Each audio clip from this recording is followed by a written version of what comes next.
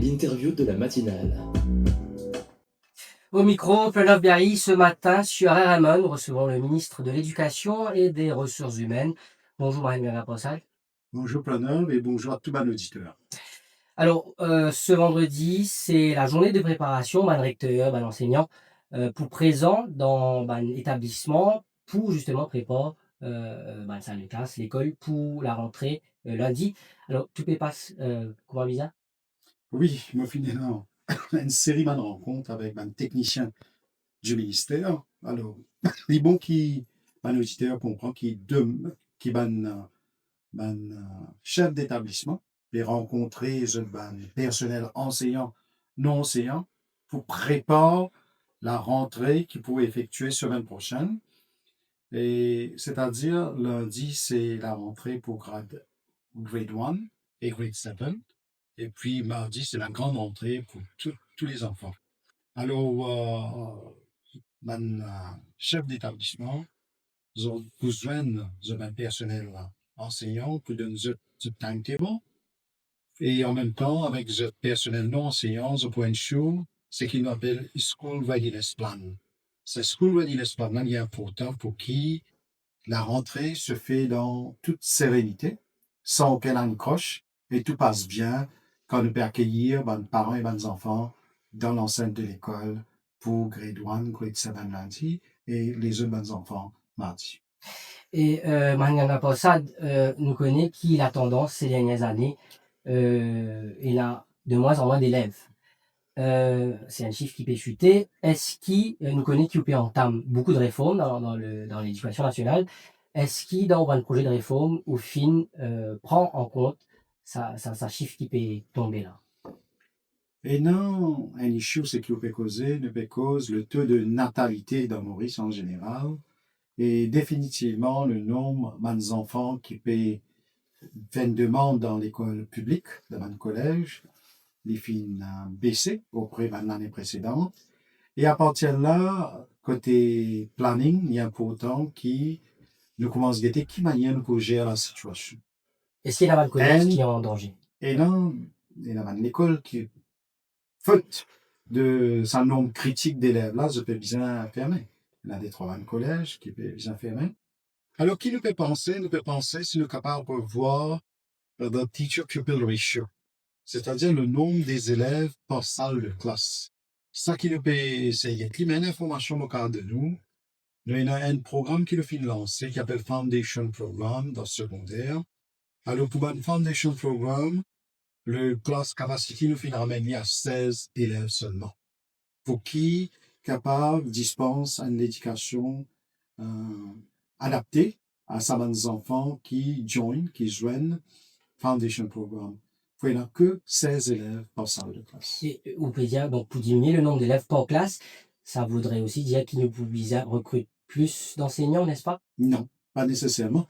Étant donné, comment on peut dire, que certainement l'école peut bien fermer, nous pouvons besoin redeployer ça va enseignant-là dans l'école quand nous pouvons besoin. Et puisque le nombre d'élèves peut diminuer dans l'école, il y a un affaire management, ça, administratif, qui met nous capables de rouler l'école là avec même nombre de professeurs, mais nous diminuer le nombre d'élèves par salle de classe. Et nous fin évoquer, nous fin dire où peut enclenche une réforme cette année, l'année 2026, pour l'éducation nationale, et il y a une consultation qui peut avoir lieu. Alors, où en est-on avec ces consultations? Alors, consultation fin commencée l'année dernière, tiens les assises. Après les assises, finissant une première ébauche de ce qu'on appelle le blueprint. Sa blueprint-là, finale au cabinet. Finissant une consultation interministérielle, une équipe qui constituée au cabinet. Finissant une consultation.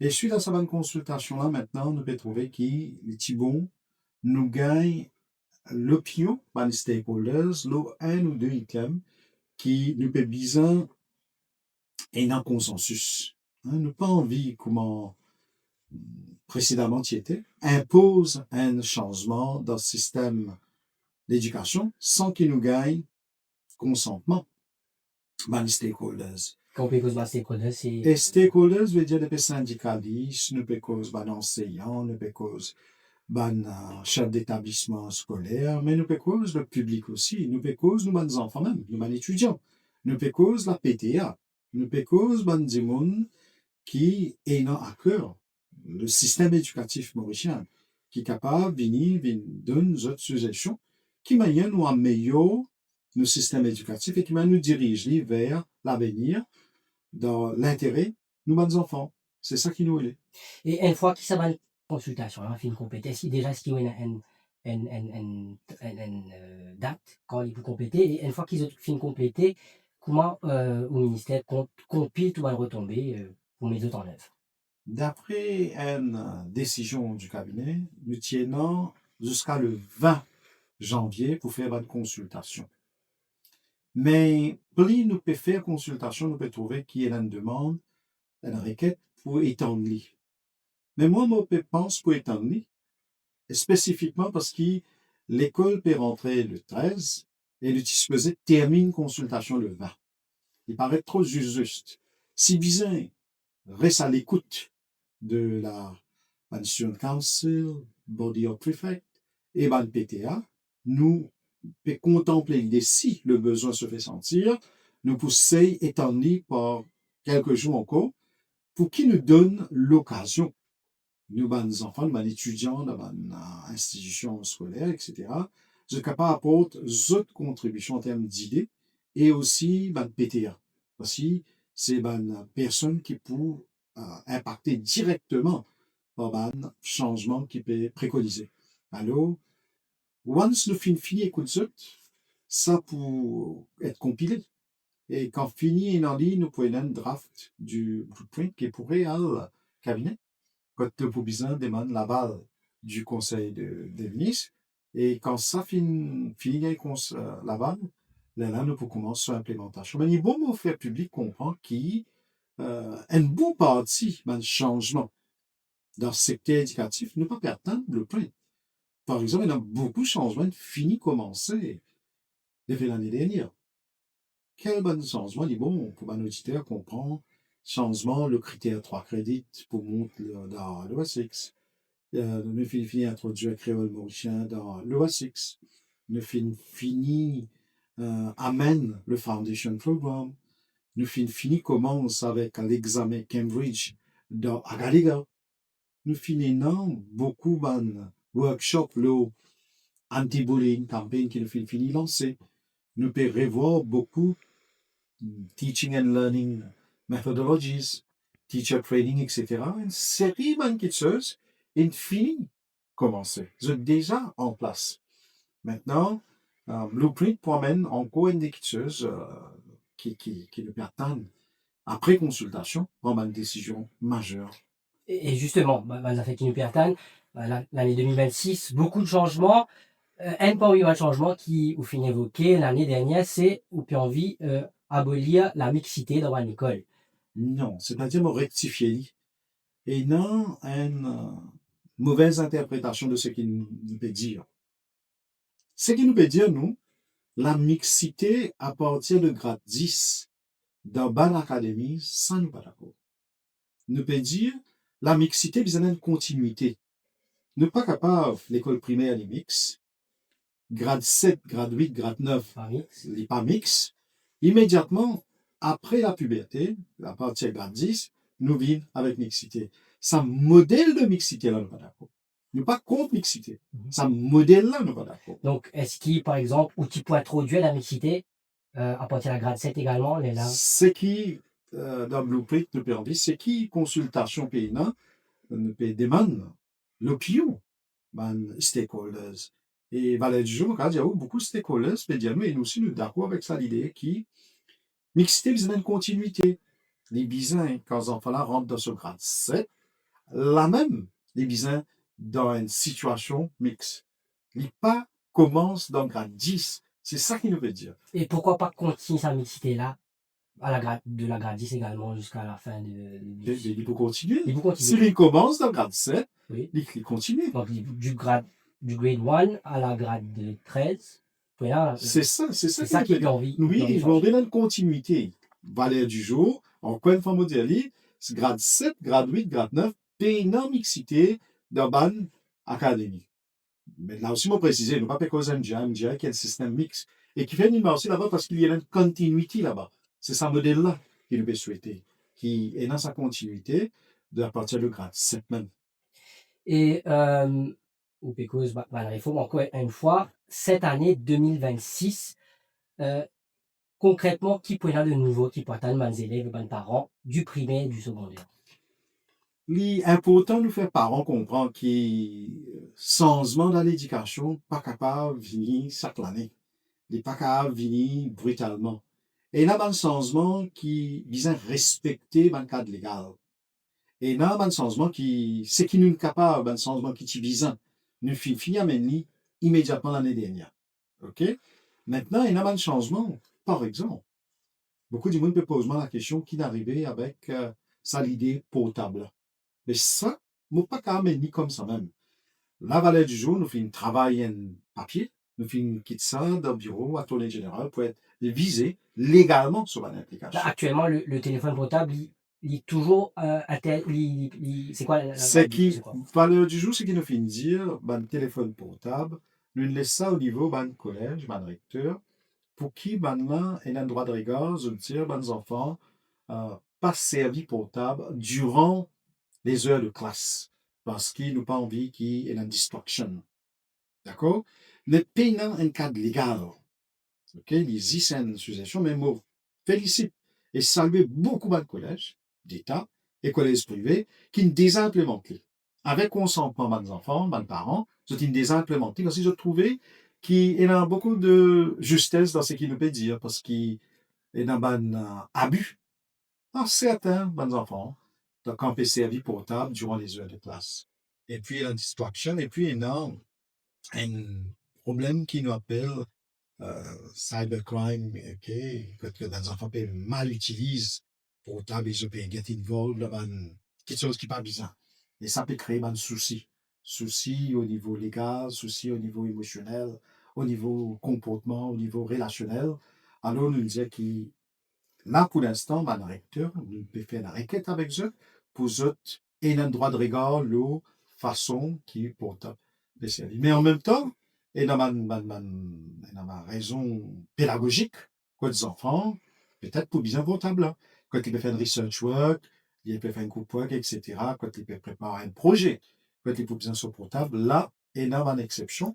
Et puis, dans les enfants, c'est même dans une association que nous, et dans une raison médicale côté portable là, je peux bien, non?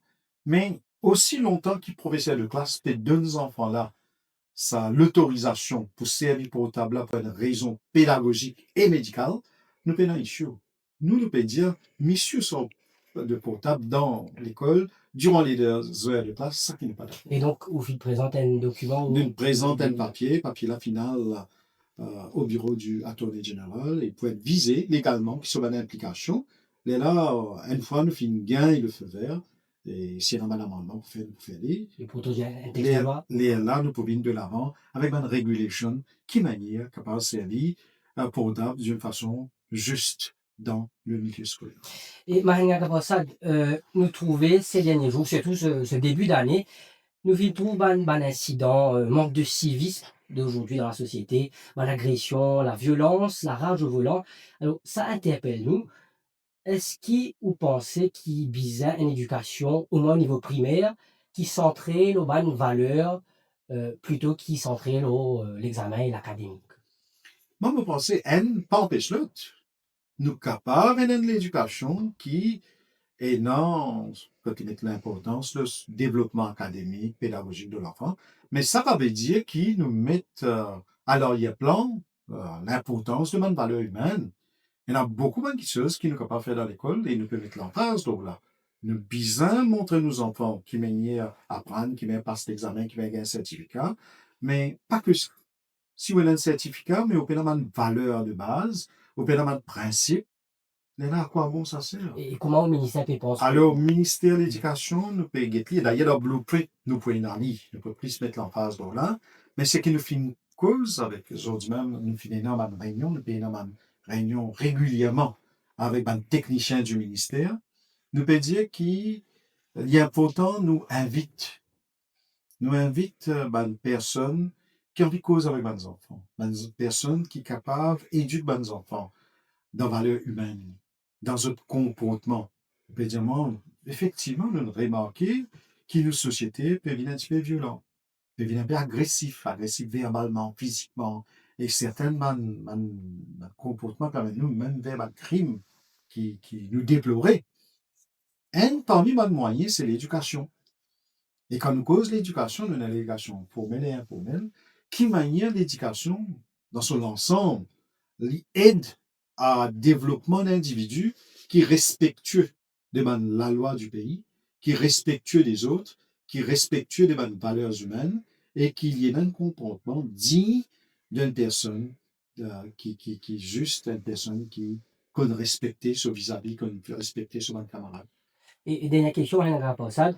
Le système actuel avec le PESAC, est-ce qu'il ou pensez qu'il n'y pas mettre trop de pression aux élèves parce qu'il trouvé la parole dire qu'ils se préposent aux enfants depuis grade 1 pour ça un examen là et ou finalement dire qui ou peut souhaite interdit pas interdit mais plutôt la promotion automatique à partir de la grade 4 période de Thierry. Est-ce que c'est pas Nous cause des affaires différentes là. Nous cause, si nous commençons par le deuxième là, nous cause automatic promotion. Oui. Dans la pédagogie, il y a un concept qui s'appelle scaffolding. Ce concept scaffolding là veut dire qu'on passe d'une phase où à un autre niveau, il est important qu'il faut acquérir une connaissance, une compétence qui est besoin pour ce niveau-là. Si vous ne pas acquérir une connaissance dans ce niveau-là, il faut aller à un higher level, tout le temps pour déficitaire, pour avoir un problème acquérir l'autre bonne connaissance, qu'il y mathématiques, qu'il y langage, qu'il y n'importe qui sujet ou parler. Il est important dans ce level qui nous était là, mon fin réussi à un niveau de base, on peut dire, hein, il est important.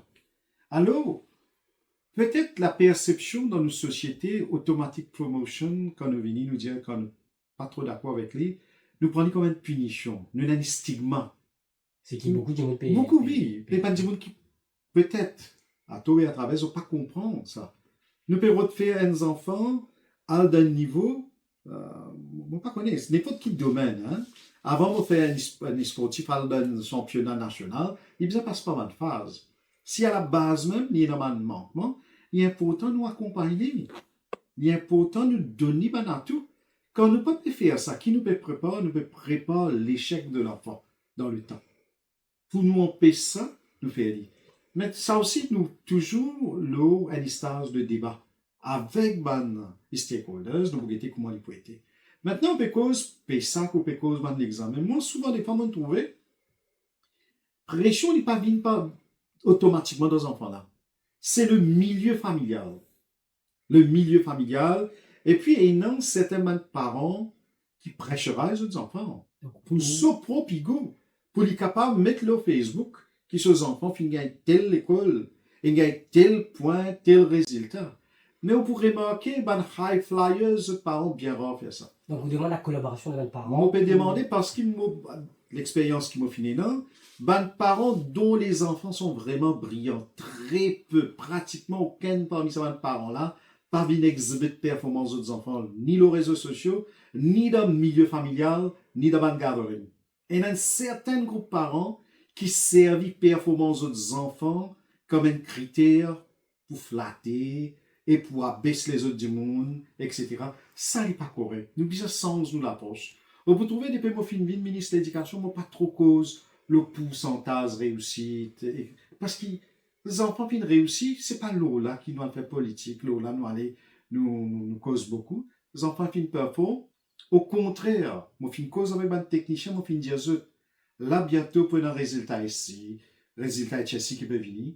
Il est important qu'il nous ait une counseling session avec nous, les enfants, dans l'école, avant de gagner un résultat. Parce que souvent, des fois, quand on gagne un résultat, et là, les enfants déprimés. Parce qu'il est dans sa pression-là. Et c'est quelque chose qu'ils peuvent se mettre en place l'année prochaine? Déjà. Là, pour ça, l'année là même, nous pouvons faire requête. C'est-à-dire, dans le collège, nous disons à recteur, quelques jours avant de gagner un résultat est ici surtout, même pour ça, cause avec les enfants. Parce que ce résultat-là n'est pas une finalité dans lui-même. Il y a quelque chose qui est important, mais il y a beaucoup d'enfants pour trouver, peut-être il y a un extra bon résultat, mais il n'a pas fait un bon cheminement par la suite. Et d'autres enfants qui finissent pas trop bien travail, mais finissent réussir sur la vie. Nous devons être pragmatiques. Nous devons prendre l'examen comme un élément normal, pas mettre pression et pas prendre. Souvent, des fois, dans nos sociétés qui arrivent, les bons nous causent, nous comparons enfants.